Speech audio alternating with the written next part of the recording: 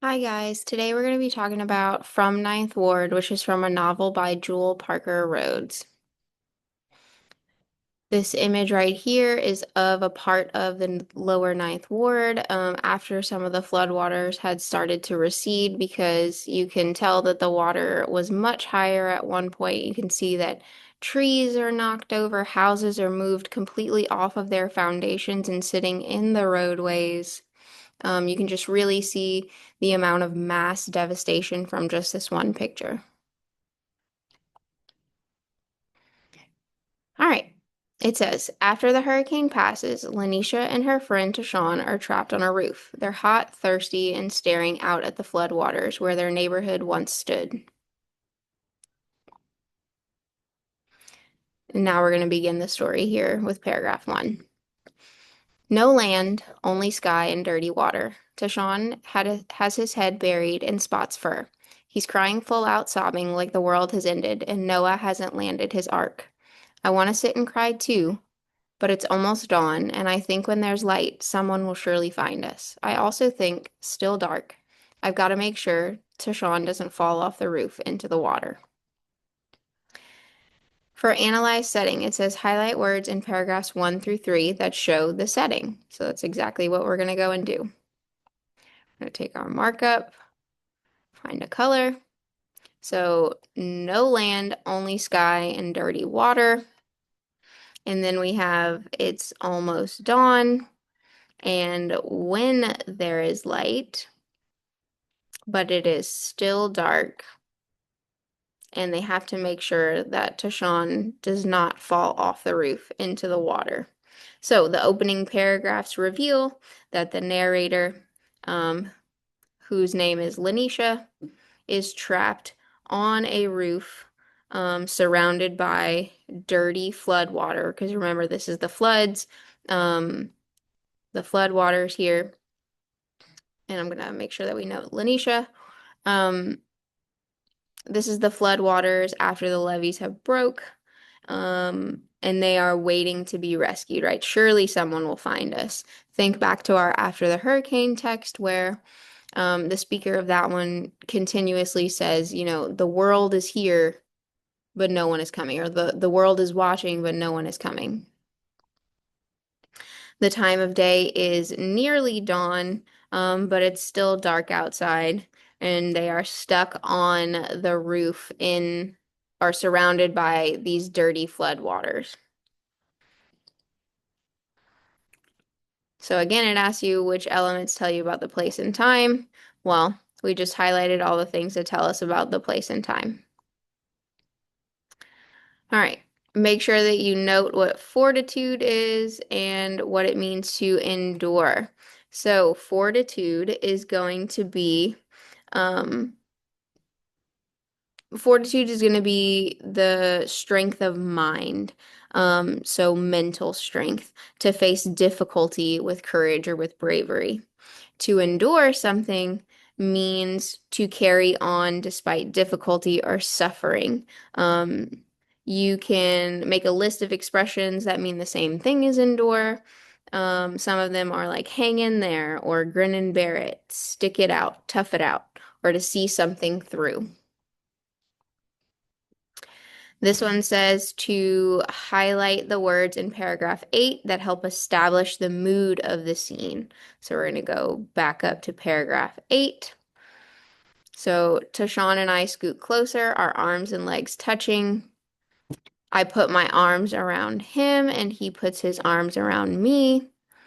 We are both thinking and murmuring in our minds over and over again, fortitude, fortitude, fortitude. So if I look here, it says, how would you describe the mood here?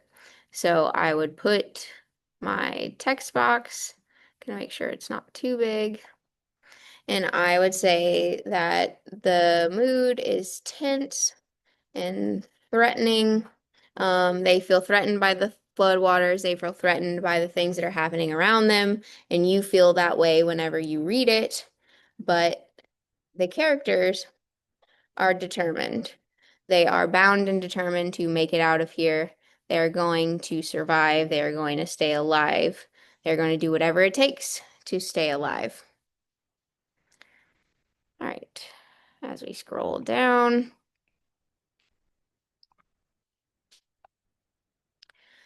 Again, I want you to just to note the how come he didn't stop, lift us in the air with rope. I'm positive the copter man saw us. Again, this is just relating to after the hurricane when the speaker of that poem, that free verse poem, is saying the world is watching, but no one is coming. There are people there to help, they're just not helping them, and they feel helpless.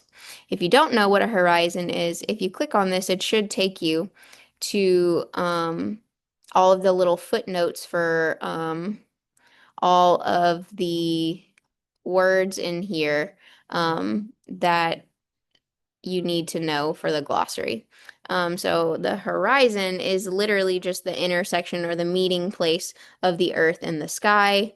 And then angular, that just means something such as like a peaked roof and its two sides that form an angle.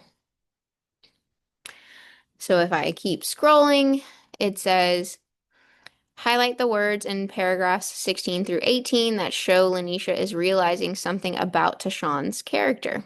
So if I go back up and I look at 16 through 19, I'm really going to focus in on paragraph 18 here. I should have known better. Should have known that there was more to see about Tashawn than he ever let show. He's a butterfly too. So I want you to think of like what do you think of when you think of a butterfly? You usually think that they are fragile, they are delicate, they're beautiful, but their metamorphosis process is it takes a certain amount of strength, right?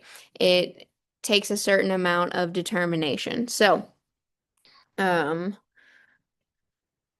Tashawn is a butterfly like her, which suggests that she's realizing that although he may be delicate, and no, she's not calling him weak here. She's saying more like his emotions are delicate. He's a sensitive person. He takes things to heart. So although he may be delicate, he has a beauty and strength of his own. And because of this, and because of his little comment here, at least we made it out of the attic, didn't we, Lanisha?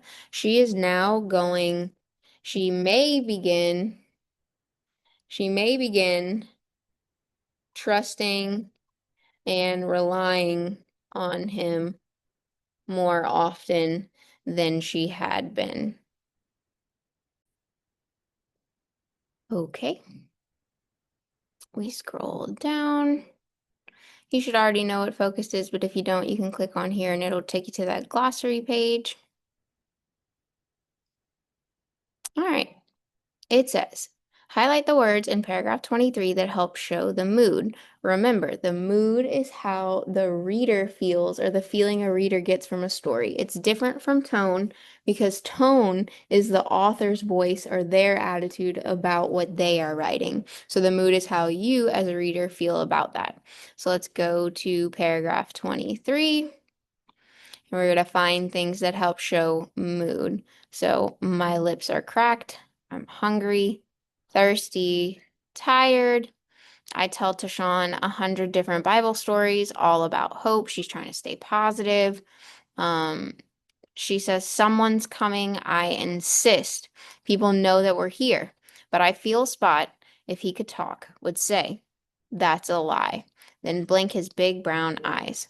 So if I go down here, it says, what does the mood suggest about the kind of person the narrator is?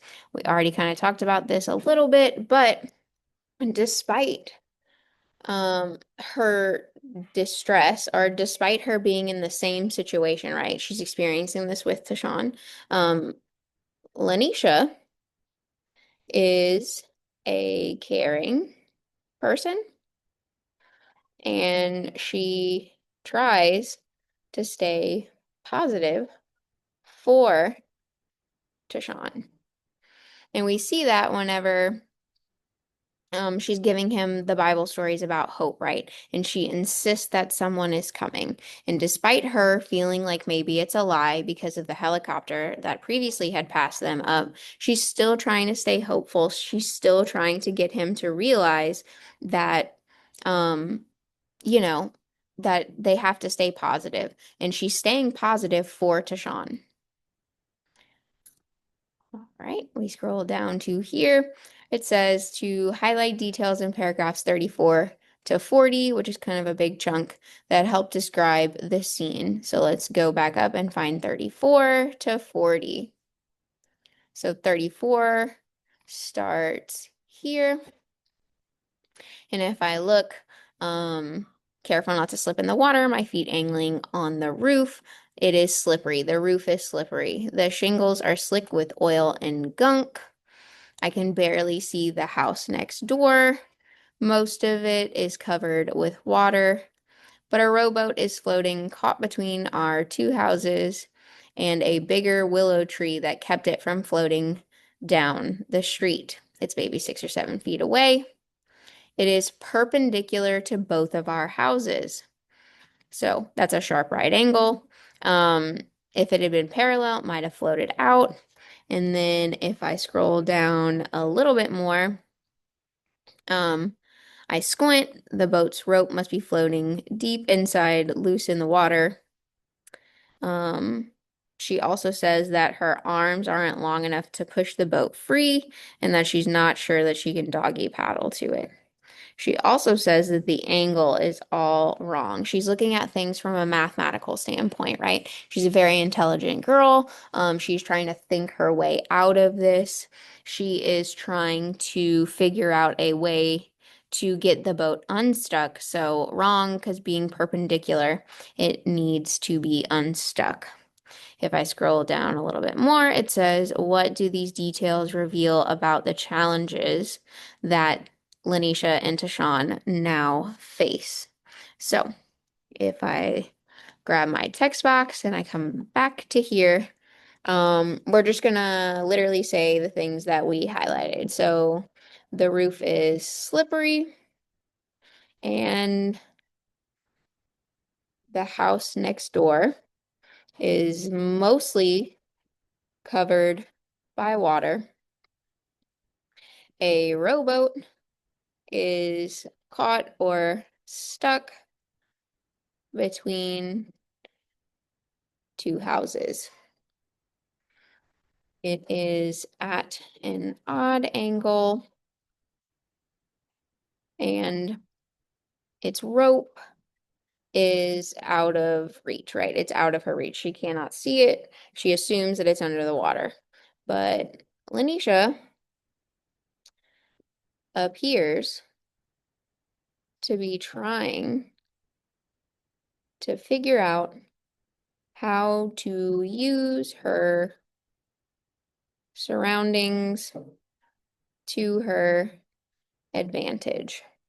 She's literally just surveying the things that are around her, right? She's like, what could I do to make this work? What could I change? What do I know about math to be able to make this work for me?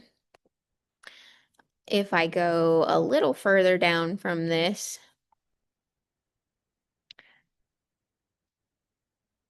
there it is. She says, everything is math. Think, Lanisha. So I want you to make a note here that this is another one of those like aha moments, right? So I'm gonna put aha.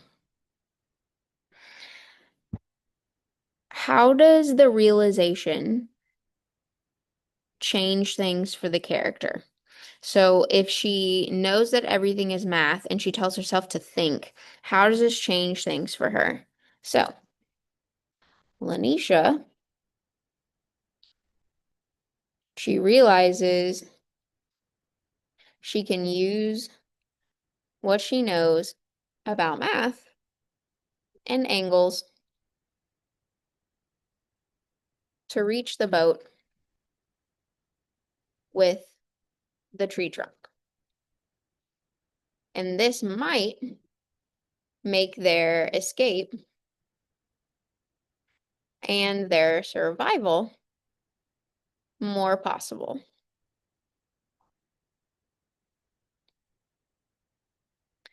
If I scroll to the end, it says, remember, this is our essential question. What does it take to be a survivor?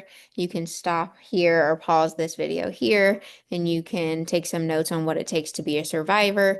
You can look back at your after the hurricane text to get a better idea of what we said about what it takes to be a survivor, for that text as well. And then it says turn and talk.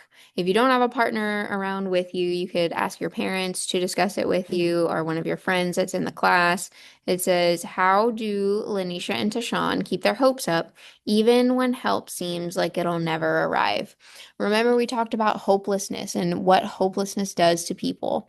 Having hope is literally the only thing that they have, right? They have each other and they have the hope that they will be rescued. I'm just gonna type out some questions right here for you.